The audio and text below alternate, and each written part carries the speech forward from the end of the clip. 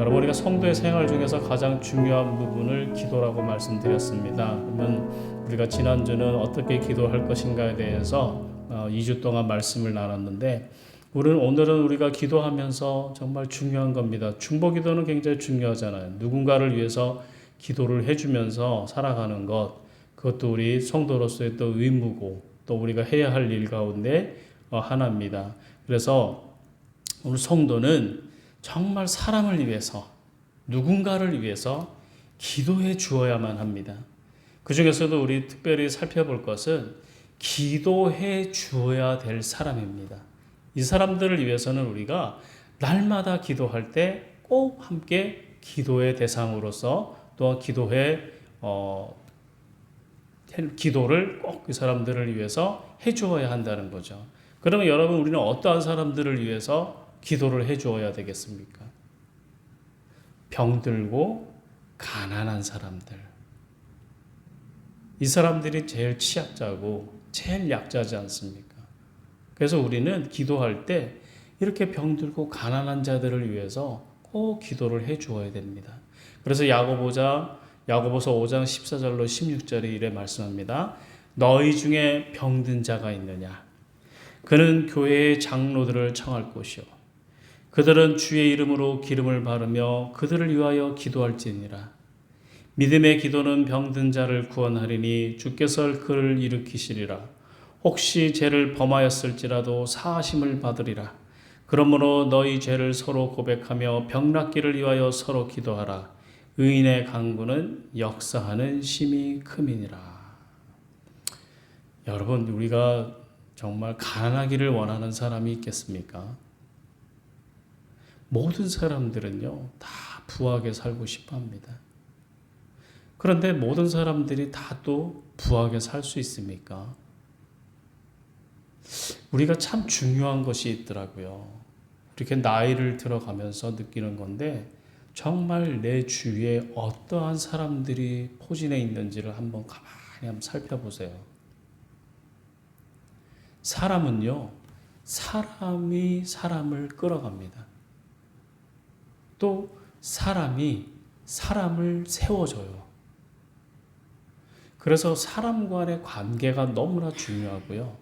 또 여러분, 부자가 된 사람이나 성공한 사람들의 주위를 한번 이렇게 보면요, 대부분이 다 성공한 사람들일 거예요. 왜?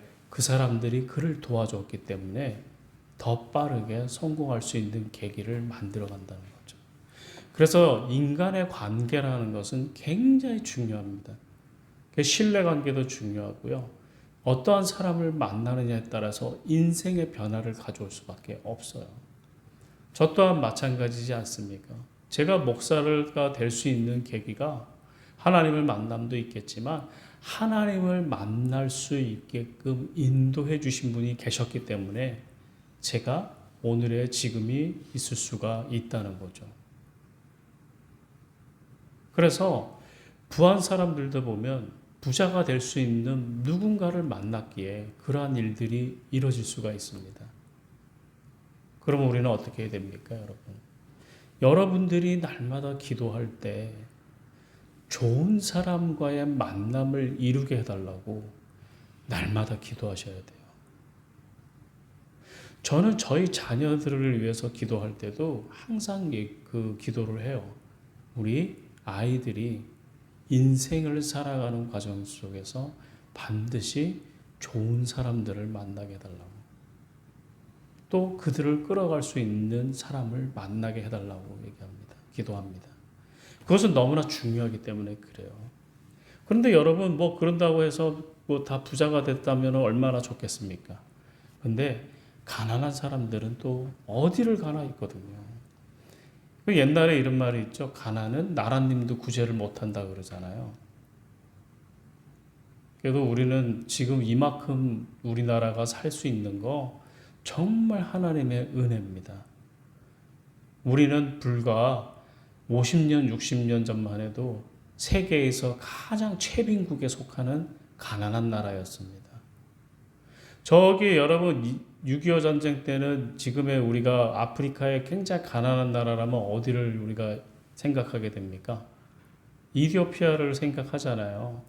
그때는 6.25 전쟁 때 이디오피아에서 참전 용사를 보내줬어요. 우리나라로. 그만큼 우리나라가 이디오피아보다도 더 가난한 나라였다는 거죠. 그런데 지금은 어때요? 가난한 나라가 도리어 수혜를 받던 나라가 수혜를 주는 국가가 됐잖아요. 엄청난 부자가 된 거예요. 우리나라가. 저는 뭐 해외를 많이 가보지는 않았습니다. 근데 뭐 일본은 워낙 부자 나라니까 가보면 뭐 우리나라랑 비교해도 우리도 정말 많이 발전을 했지만 뭐 일본이 나라는 굉장히 국민들은 뭐 생활 수준이 우리랑 비슷할지 모르지만 국가는 우리보다 더 부자 나라거든요. 일본이라는 나라는. 그래서 거기서 가면은 뭐 우리가 많이 느끼지는 못할지 모르지만 우리보다 가난한 동남아 국가만 조금만 가고 또한 동남아 국가에서 조금 더 도시를 벗어나서 시골로 농촌으로 들어가게 되면 정말 가난하게 사는 사람들이 참 많습니다. 그래서 그 모습들을 보면서 느끼는 게, 야, 내가 참 대한민국에서 지금 살고 있는 게 정말 복받은 거구나라는 것을 마음에 한 번쯤 새기고 와요. 그리고 또 하나, 아, 우리나라가 정말 부자 나라가 됐구나. 없는 것이 없지 않습니까? 우리나라처럼 첨단화가 되어 있는 나라도 그래 흔하지 않아요. 엄청난 발전을 이루어왔다는 거죠. 근데 그 모든 것이 정말 나는 이렇게 생각해요. 열심히 일한 우리 그 선배 세대들이 열심히 일해서 이렇게 또 왔겠지만 또한 많은 그리스도인들이 나라의 부를 위해서 나라를 위해서 기도를 많이 했다고 저는 믿거든요.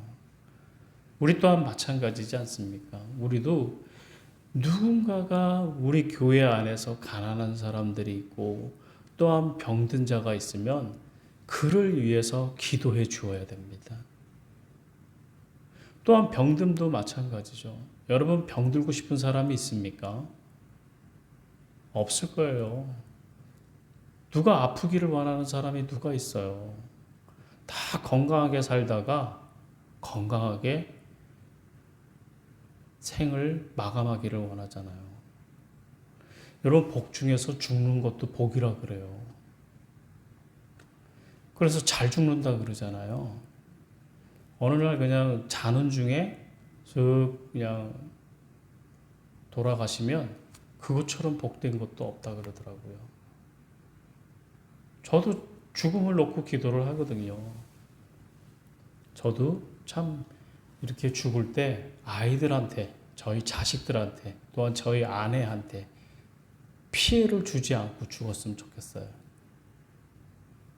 그냥 잠자듯이 이렇게 죽었으면 좋겠더라고요. 내가 아파가지고 요양병원에서 이렇게 누워있고 그러면 자식들한테 얼마나 또 힘들겠습니까, 자식들이. 내가 병들어 아파 봐봐요. 또 병원에 입원해 있어 봐봐요.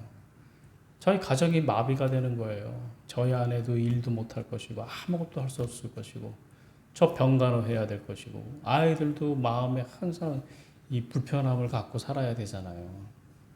그래서 죽는 것도 복이에요. 죽는 것도 복. 그래서 죽음을 위해서도 기도를 해야 되는 거죠. 그래서 여러분 우리가 아프지 않아야 되잖아요. 그래서 건강을 위해서도 열심히 기도를 해야 되고요. 또한 건강이라는 것은 여러분 스스로가 지키셔야 돼요. 먹는 거 조심해야 되고요. 또 운동해야 되고요. 건강에 해로운 것은 하지 말아야 되고요. 그렇게 해서 스스로를 관리를 해야만 건강도 유지가 된다는 거죠. 그 다음에 아프면 꼭 저는 얘기해요. 아프면 약 먹어라. 저는 그 얘기를 참 많이 하거든요. 그 다음에 아프면 빨리 병원 가라 그래요. 조금 아픈데 병원 안 가고 약 안 먹으니까 어떠한 일들이 일어나냐니까 병을 더 키우더라고. 그래서 여러분 병원에 자주 가는 사람들이 그게 오래 사는 거 보셨어요? 골골팔팔이라 그러잖아요. 계속 약 먹고 관리하고 이 관리가 되는 거예요. 자기가 몸이 아픈 걸 알거든. 그러니까 혈압이 있는 사람은 혈압약 빨리 먹고 당뇨 있는 사람은 당뇨약 빨리 먹고 또 당뇨를 알게 되면 먹는 거 조절하고 운동하고 이러니까 자기 병을 이렇게 관리를 하니까 골골하면서도 오래 살더라고요. 근데 여러분 우리가 중요한 거 그런 주위에 병든 자들이 얼마나 많습니까? 그들을 위해서도 우리는 기도해야 됩니다. 그래서 야고보서 5장 16절 하반절에 보니까 의인의 강구는 역사하는 힘이 큼이니라. 우리들의 강구는 역사를 이뤄낸다는 거죠. 그래서 여러분 우리는 반드시 기도를 행하되 병들고 가난한 사람들을 위해서 우리가 담은 기도의 작은 부분이지만 기도할 수 있는 우리가 되기를 바라겠습니다. 그리고 또한 두 번째는 건세와 지위 있는 자들을 위해서 우리는 기도를 해줘야 됩니다. 디모데전서 2장 2절 말씀 우리가 읽었던 말씀입니다. 그러므로 내가 첫째로 권하노니 모든 사람을 위하여 간구와 기도와 도구로 감사하되 임금들과 높은 주에 있는 모든 사람을 위하여 하라. 이는 우리가 모든 경건과 단정함으로 고요하고 평안한 생활을 하려 함이라. 여러분 평안한 생활을 하려 함이라 그러잖아요. 평안한 생활을 하려 함이라. 그들을 위해서 지위의 임금들, 즉 말해서 우리는 지금 나라와 민족을 위해서고 지도자들을 위해서 정치인들을 위해서 기도하라는 얘기거든요.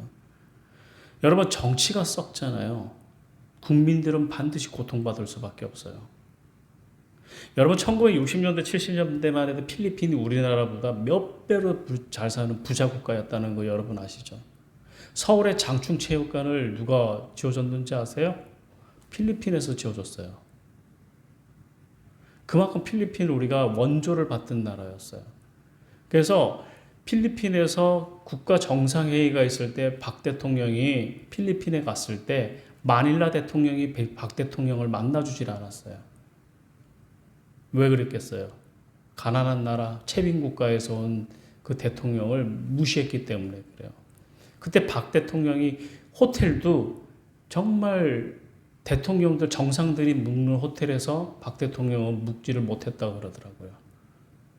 그때 그 대통령이 이러한 결심을 하셨다 그래요. 앞으로 30년 후에도 우리만 30년 후에 다시 보자.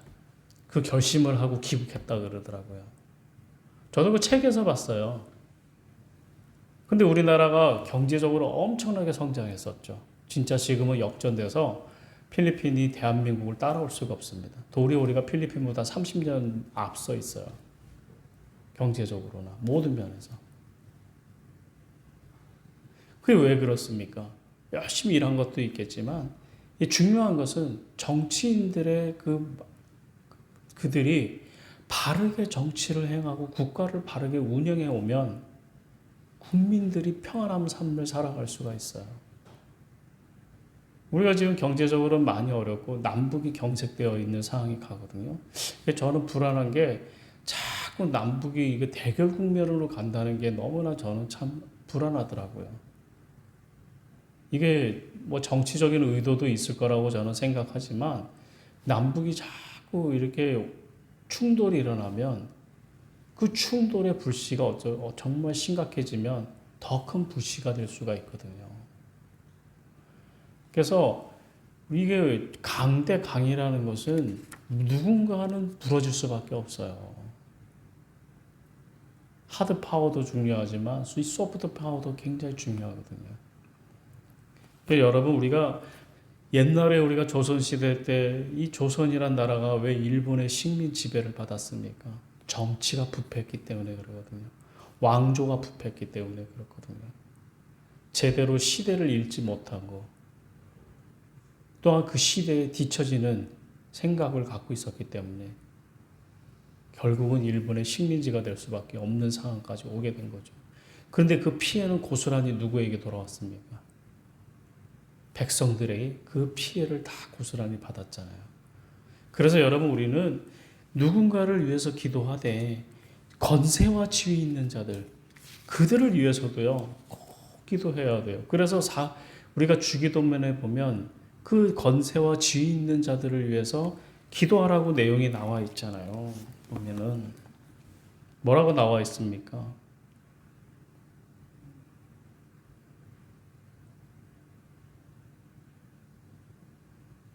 아무튼 그들을 위해서 우리가 반드시 꼭 기도를 해야만 됩니다.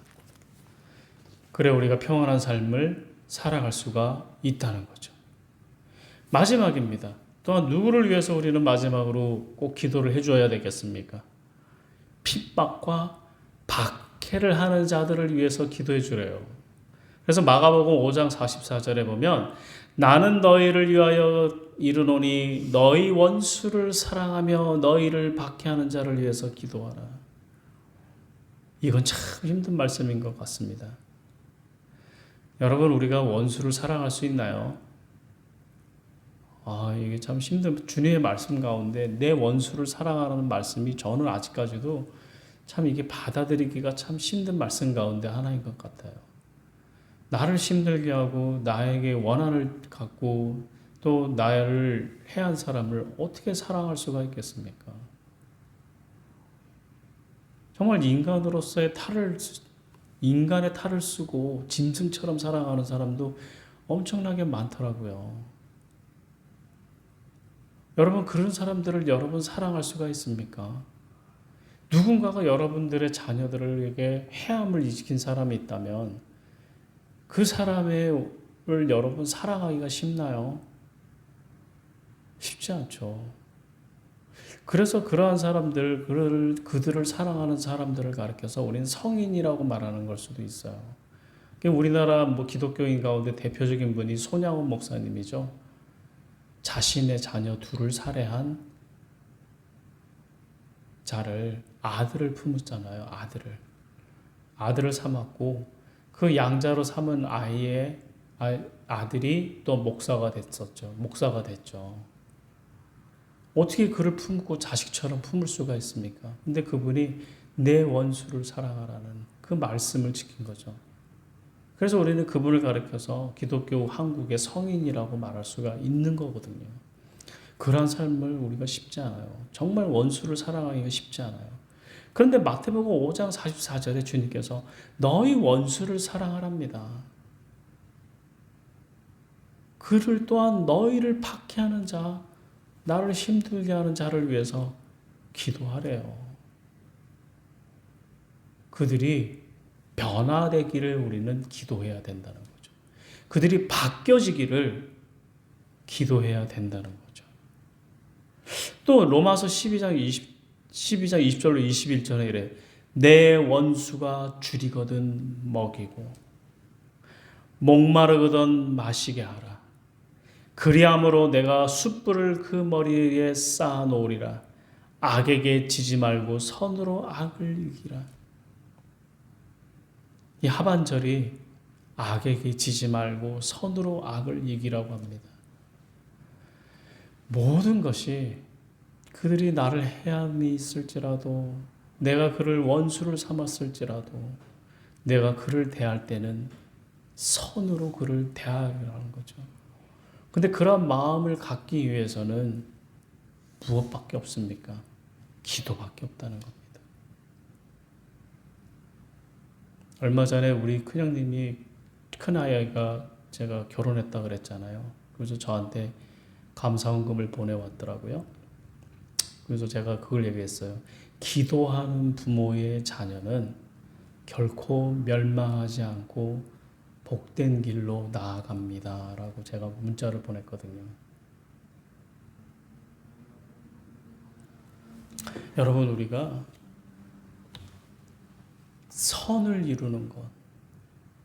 근데 왜 그렇게 합니까? 악은 반드시 악을 만들어 가잖아요. 우리가 기도하는 이유가 내가 그 사람을 사랑하기가 쉽나요? 나를 행한 사람을. 근데 그 사람을 사랑하는 마음을 갖기 위해서는 기도하는 것밖에 없어요. 사람을 변화시키고요. 나의 인생을 변화시키는 것은 기도밖에 없다는 겁니다. 그렇게 우리가 여러분 누군가를 위해서 기도해 줄 때 나를 핍박하는 사람, 나에게 원수를 삼은 사람, 이 사람들을 위해서도 기도를 해야 된다는 겁니다. 여러분 우리는 병들고 가난한 자를 위해서 그들을 위해서 기도해야 함을 잊지 마십시오. 또한 권세와 지위를 가진 자들을 위해서 기도해야 함도 잊지 마십시오. 또한 나를 핍박하고 박해하는 자들을 위해서 기도해야 함도 잊지 말고 살아가는 우리가 되시기를 간절히 기원하겠습니다. 기도합니다.